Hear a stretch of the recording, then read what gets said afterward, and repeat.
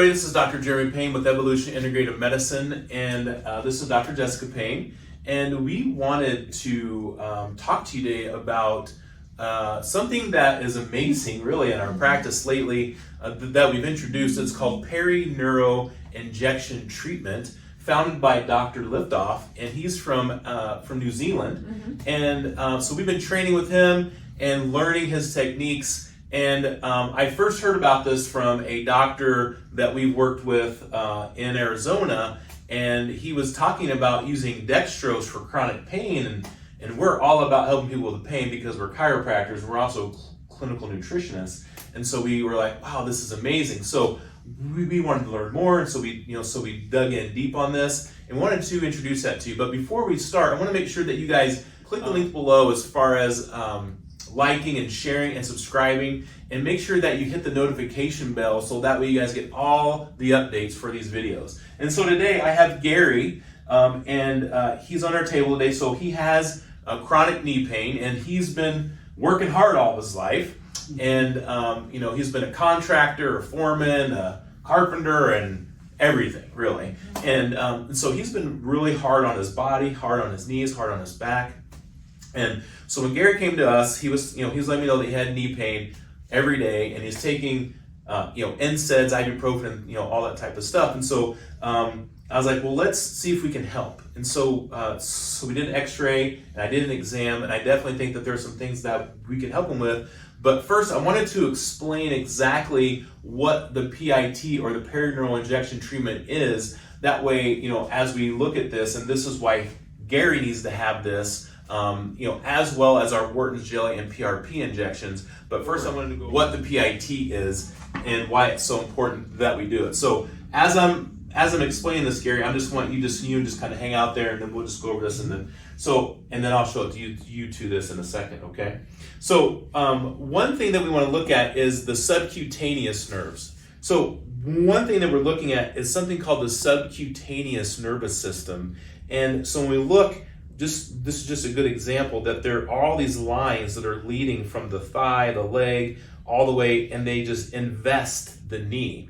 And so whenever we look at somebody that has knee pain, I can't just think about, oh, I just need to get the joint better. I need to think about what's causing the pain outside of the knee and up in the hip and the leg, because of the majority of the time the people have pain in those other areas. So let me give you an example. When I was a college athlete, I had SI instability, low back issues. And I was having hip and low back issues for up to 20 years now. We were doing everything. I mean, from acupuncture to adjusting to you name it. I was doing everything we possibly could. And once we realized that there's actually these subcutaneous nerves, it's a network of nerves that go, and they are just about 1 millimeter underneath the skin. They actually mimic joint pain. And that's why we can't just look at the joint itself. We have to look at the structures around the joint to truly make an impact. So I want to explain to you how this happens, right? So as we look at this green line represents the nerve, okay? And so as the nerve is traveling from the spine, it's moving either up or down anywhere in the body, it has to go through something that is like a fibrous tunnel. And the muscles are on the side of that tunnel, and there's an entry and an exit point for that nerve.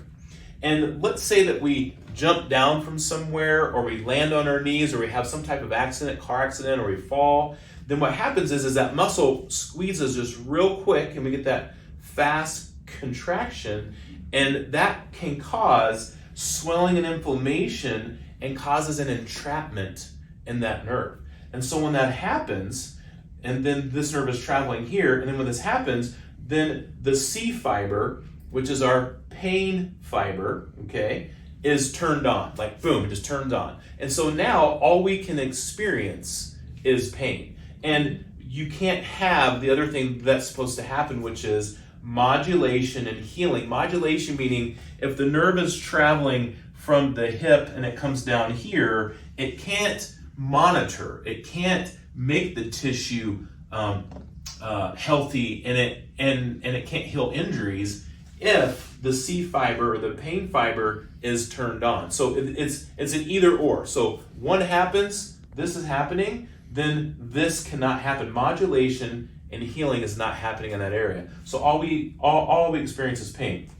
So these circles are representing what that nerve looks like. So when a person first comes in, the nerve is bigger. It's swollen, right? And every time that we do an injection of dextrose, what happens is the nerve starts to shrink, the swelling goes down, and it gets smaller and smaller. So, and for people in general, it's different for everybody. It could be where this turns into this in one day, okay? Or it could be this, and this whole process where it becomes a smaller nerve, it can happen over the next month, okay? It just depends on the person, okay? So how is this different than cortisone shots?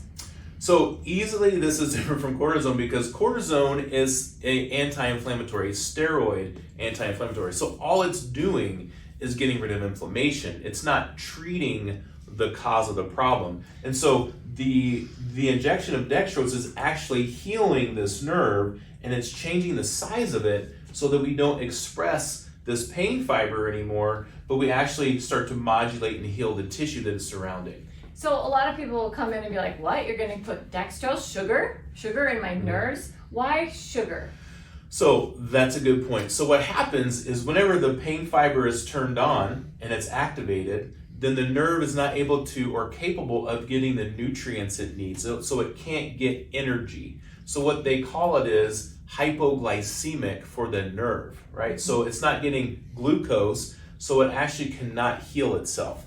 And while it's in this state, it can never get that energy unless it's given. So what we do is we inject where this arrow is. So we inject right through the skin, underneath the skin, and this nerve is able to get the glucose, and immediately it just starts to get smaller. Then we see the person on another visit, and then it gets smaller.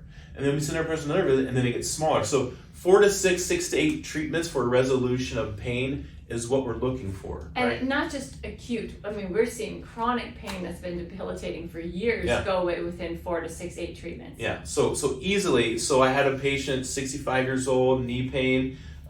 She did our Wharton's Jelly PRP, injections, and she mentioned that her left knee was hurting, but it wasn't the joint. And I was like, well, I think it's subcutaneous, and we got rid of that pain within 3 visits. Yeah, that's amazing. What I would like to do is I'm going to work on Gary today, and so I want you to stay tuned for our next video, and we're going to palpate and feel his knee, and that way you can see exactly where we're going to be working, and then we're going to do an injection so we can see how well he does before and afterwards. So I want you to stay tuned for that, and we'll be able to do that on the next set. But before that, I want to make sure you subscribe, share, like, hit the notification bell. That way you guys can get up-to-date information on everything that we're doing in our office and changing people's lives. So I hope you guys have an amazing day. And again, I'm Dr. Jeremy Payne. This is Dr. Jessica Payne with Evolution Integrative Medicine. bye.